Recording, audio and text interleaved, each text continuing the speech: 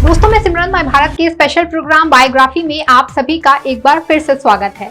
आज मैं बात करने वाली हूँ बॉलीवुड के उस स्टार की। वैसे तो आपने इन्हें ज्यादातर फिल्मों में विलन का किरदार निभाते हुए देखा होगा, पर इन्होंने कोरोना महामारी के वक्त लोगों की जिंदगी में असली हीरो का काम किया था। समझने वाले तो समझ गए होंगे कि मैं यहाँ सोनू सूद की बात कर रही हूँ। रियल लाइफ में विलन के दमदार किरदारों से मशहूर और रियल लाइफ में उदार व्यक्तित्व और हीरो की छवि रखने वाले सोनू सूद एक जानी मानी शख्सियत हैं।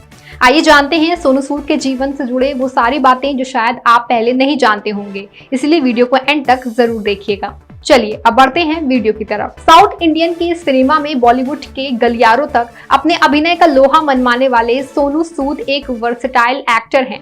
वे एक सफल अभिनेता के साथ साथ फिल्म निर्माता भी हैं।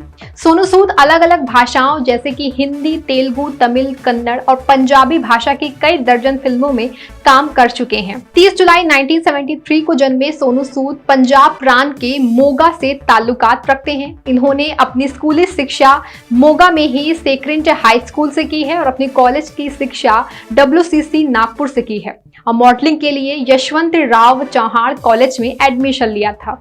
सोनू सूद को इलेक्ट्रॉनिक में इंजीनियरिंग की डिग्री प्राप्त है। सोनू के पिता शक्ति सागर सूद पेशे से एक एंटरप्रेन्योर थे और माता सरोज सूद एक अध्यापिका थी। सोनू की 2 बहनें भी हैं, मालविका सूद और मोनिका सूद। सोनू की अगर लव लाइफ की बात करें तो जब ये अपनी इंजीनियरिंग की पढ़ाई कर रहे थे तब इनकी मुलाकात सोनाली से हुई और 25 सितंबर 1996 में इन्होंने सोनाली से शादी कर ली और इनके ईशांत और अयान नाम के 2 बेटे भी हैं।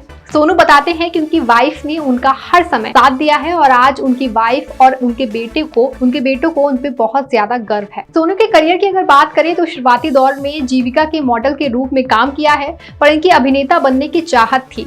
फिर 1999 में सोनू सूद ने तमिल भाषा की फिल्म कालज घर से फिल्म इंडस्ट्री में डेब्यू किया। इसके बाद वे तेलुगु भाषा की फिल्म हैंड्सअप में विलन के किरदार में नजर आए थे।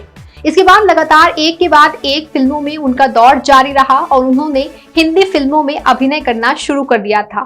2002 में उन्होंने शहीद-ए-आजम फिल्म में भगत सिंह के किरदार से बॉलीवुड जगत में अपना करियर की शुरुआत की थी। बॉलीवुड के महानायक अमिताभ बच्चन के बेटे अभिषेक बच्चन के साथ इन्होंने फिल्म युवा में अपने अभिनय का जलवा दिखाया था। वहीं आशिक बनाया आपने, जो कि 2005 में बनी, उसमें भी सोनू सूद नजर आए थे। बॉलीवुड और टॉलीवुड के कई बड़े अभिनेताओं के साथ सोनू ने महत्वपूर्ण भूमिकाएं निभाई हैं और अपनी अलग पहचान स्थापित की। बॉलीवुड में बनी एक और बड़ी हिट फिल्म जोधा अकबर में इन्होंने जोधा के भाई राजकुमार सूजामल का किरदार निभाया था। वहीं 2010 में आई दबंग फिल्म में इनके द्वारा निभाए गए किरदार छेदी सिंह से सोनू को काफी लोकप्रियता हासिल हुई थी। जब मेहनत की हो तो अवार्ड्स भी जरूर मिलेंगे। बॉलीवुड में इन्होंने दबंग फिल्म में निभाए गए छेदी सिंह के किरदार के लिए साल 2009 में best performance in negative role की श्रेणी में आईफा अवार्ड और अप्सरा अवार्ड मिला। वहीं इसके अतिरिक्त तेलुगु ब्लॉकबस्टर रही फिल्म अरुंधति के लिए भी वर्ष 2009 में इन्हें बेस्ट विलन के किरदार की श्रेणी में आंध्र प्रदेश राज्य का नंदी अवार्ड प्राप्त हुआ है। साल 2012 में इन्हें बेस्ट विलन के लिए सीमा अवार्ड भी मिला है। वर्ष 2019 में सोनू सूद को fitness icon of the year पुरस्कार से सम्मानित किया जा चुका है। दोस्तों, अब अगर सोनू सूद से जुड़े चर्चित किस्सों की बात करें तो 2020 में आई कोरोना त्रासदी का वो दौर था जिसमें सोनू सूद हजारों लाखों प्रवासी मजदूरों की मदद के लिए एक फरिश्ते की तरह सामने आए थे।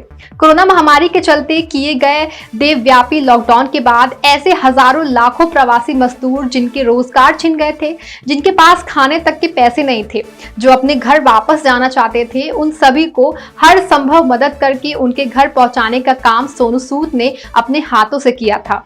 अपनी इस मुहिम के अंतर्गत वो लाखों अप्रवासी मजदूरों, हजारों छात्रों को उनके घर सही सलामत पहुंचा चुके हैं। उनकी इस निस्वार्थ सेवा की चर्चा पूरे देश में हुई है और उन्हें पूरे देश में एक रियल लाइफ हीरो की पहचान भी मिली थी। हजारों लाखों युवाओं की प्रेरणा स्रोत बन चुके सोनू सूद अपने इन नेक कामों के कारण ही सभी भारतीयों का दिल जीत चुके हैं। अपने 47वें जन्मदिन के अवसर पर इन्होंने एक वेबसाइट भी लॉन्च की थी। साथ ही साथ एक ऐप भी बनाया है जिसे प्रवासी रोजगार नाम दिया गया है। इसका मकसद प्रवासी मजदूरों को जिनका रोजगार कोरोना महामारी के चलते छिन गया था, उन्हें अपने आसपास इलाके में ही आसानी से रोजगार मुहैया कराना है। ये बात शायद आप नहीं जानते होंगे कि सोनू सूद अपनी लंबाई के लिए भी जाने जाते हैं। इनकी लंबाई महानायक अमिताभ बच्चन से 1 इंच ज्यादा है। इनकी लंबाई 6 फीट 1 इंच है। सोनू सूद ने मिस्टर इंडिया प्रतियोगिता में भी भाग लिया था। हालांकि वो जीते नहीं थे, लेकिन वो टॉप 5 में आ गए थे। वहीं सोनू सूद ने जिन लोगों की मदद की है, उनका कहना है कि सोनू सिर्फ मसीहा नहीं है बल्कि भगवान का रूप है। छल कपट भरे इस कलयुग में भी सोनू सूद ने एक अच्छा इंसान होने की मिसाल कायम की है। दोस्तों, अब अगर सोनू सूद के जीवन से जुड़े विवादों की बात करें तो फिल्म निर्माता शीतल तलवार द्वारा दायर धोखाधड़ी का मामला दर्ज किया गया था, क्योंकि उन्होंने इन्हें यारी रोड में एक निश्चित संपत्ति उधार दी थी। वहीं Bollywood film Manikarnika the queen of Jhansi से बाहर निकलने के बाद सोनू सूद ने विवाद को आकर्षित किया था, जब बॉलीवुड अभिनेत्री कंगना रनौत ने उन पर फिल्म छोड़ने का आरोप लगाया था, क्योंकि वो एक महिला निर्देशक के साथ काम करने को तैयार नहीं थे। सोनू सूद ने कहा था कि कंगना एक प्यारी दोस्त हैं और वो हमेशा एक ऐसी ही रहेंगी, लेकिन लगातार महिला कार्ड पीड़ित कार्ड खेलना इस पूरे मुद्दे को पुरुष प्रधानता के बारे में बताता है। मैंने फराह खान के साथ भी काम किया है, जो एक सक्षम महिला निर्देशक हैं, और फराह और मेरे बीच एक अच्छा पेशेवर समीकरण था और हम अभी भी एक अच्छे दोस्त ही हैं। मैं बस इतना कहना चाहता हूँ, बस यही। जनवरी 2021 में मुंबई के नागरिक निकाय बीएससी ने सोनू सूद के खिलाफ मुंबई के अपकमिंग जुहू में एक आवासीय भवन को एक होटल में अवैध रूप से परिवर्तित करने के लिए पुलिस चौकी में शिकायत दर्ज की थी। वहीं वो 6 मंजिला इमारत थी, जिसका उपयोग अभिनेता ने कोरोना वायरस लॉकडाउन की शुरुआत में चिकित्सा पेशेवरों के लिए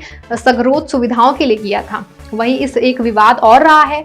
15 सितंबर 2021 को आयकर विभाग द्वारा मुंबई, नागपुर और जयपुर सहित सोनू सूद से संबंधित विभिन्न परिसरों में कई छापेमारी की गई थी। कथित तौर पर इन छापों का मतलब एक रियल स्टैंड सौदे और सूद से संबंधित कुछ अन्य वित्तीय लेन देन की जांच करना था। सोनू सूद और लखनऊ के एक इंफ्रास्ट्रक्चर ग्रुप पर आयकर विभाग द्वारा छापेमारी के बाद ये पाया गया था कि अभिनेता ने कई फर्जी संस्थानों से फर्जी असुरक्षित ऋण के रूप में अपनी बेहिसाब आय को लूट किया है। एजेंसी ने उन पर विदेश से चंदा जुटाने के दौरान विदेशी अंशदान नियमित अधिनियम का उल्लंघन करने का आरोप लगाया था। कर प्राधिकरण के अनुसार अभिनेता की चैरिटी फाउंडेशन, उनकी स्थापना उन्होंने जुलाई 2020 में की थी।